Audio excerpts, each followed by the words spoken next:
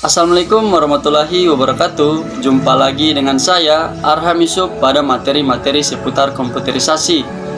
Nah, pada video kali ini saya akan menjelaskan mengenai UML atau Unified Modeling Language. Apa itu UML? UML adalah bahasa spesifikasi standar untuk mendokumentasikan, menspesifikasikan, dan membangun sistem perangkat lunak.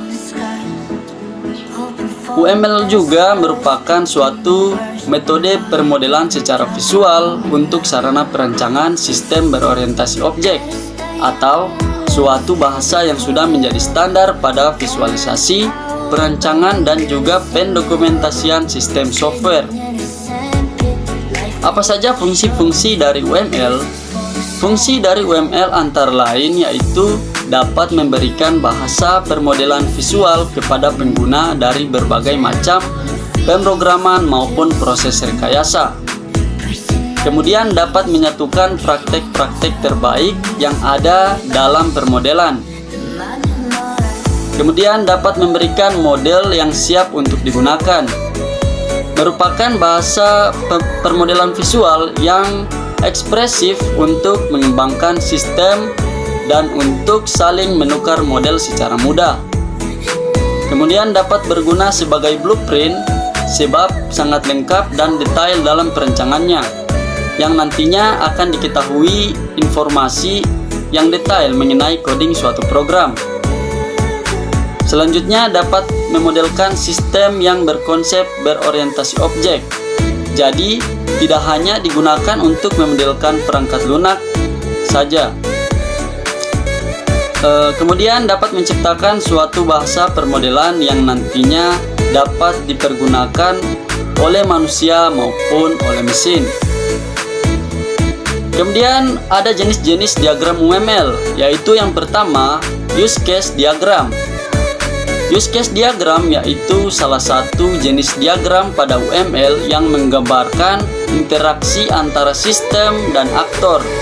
Use case diagram juga dapat mendeskripsikan tipe interaksi antara si pemakai sistem dengan sistemnya.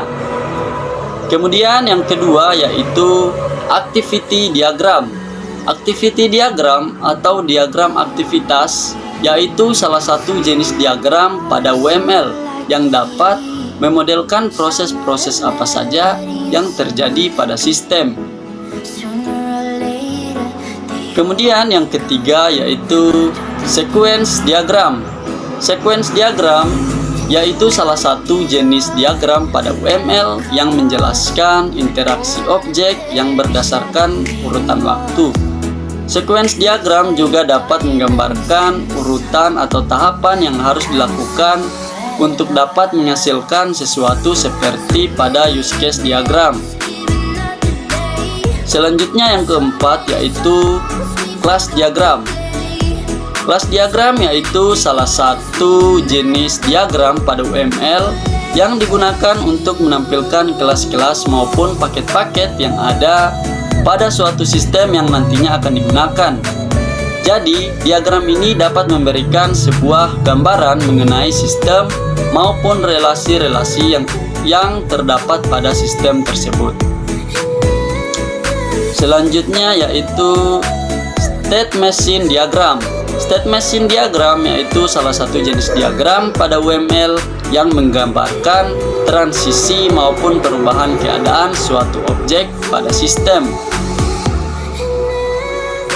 Selanjutnya yang keenam yaitu communication diagram, yaitu salah satu jenis diagram pada UML yang dapat menggambarkan tahapan terjadinya suatu aktivitas, dan diagram ini juga menggambarkan interaksi antara objek yang ada pada sistem, hampir sama seperti sequence diagram, akan tetapi communication diagram lebih menekankan kepada peranan masing-masing objek pada sistem.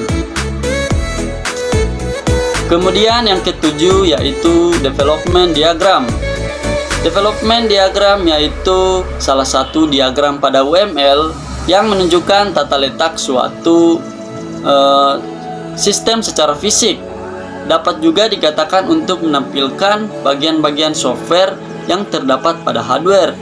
dan digunakan untuk menerapkan suatu sistem dan hubungan antara komponen hardware. Jadi, development diagram intinya untuk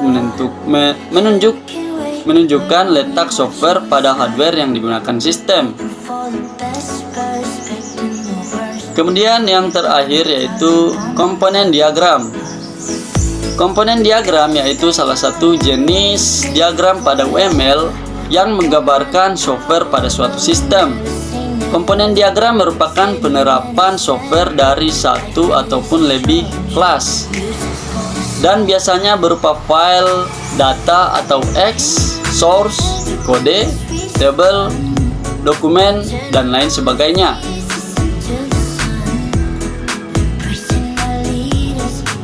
Berdasarkan penjelasan yang sudah saya jelaskan tadi, dapat disimpulkan bahwa tujuan dari UML yaitu untuk menyajikan tools analisis, desain, dan implementasi sistem berbasis software bagi para programmer.